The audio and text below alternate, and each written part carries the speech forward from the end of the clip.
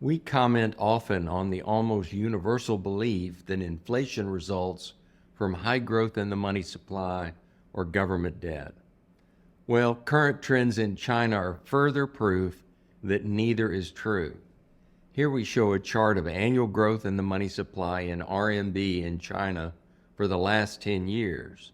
As you can see, it has been accelerating, and the ratio of the money supply to GDP has skyrocketed from 187% to 232%, and government debt to GDP has grown from 37% to 82%. So what has happened to inflation in that period?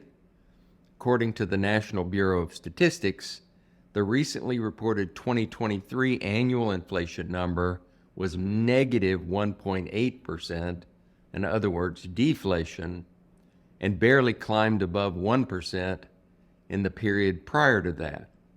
So much for that theory. But while we're on the subject, let's look at the most famous of all instances of a plummeting inflation, 1986, the famed moment that the Fed is reputed to have tamed inflation. In 1986, inflation reached 2%, down from 10% 5 years earlier.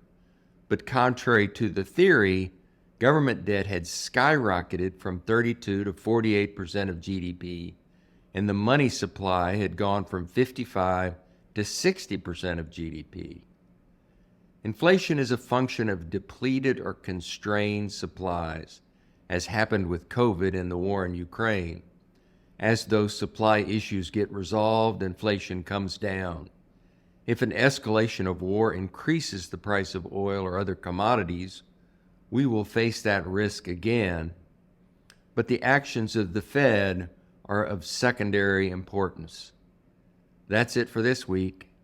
Thanks.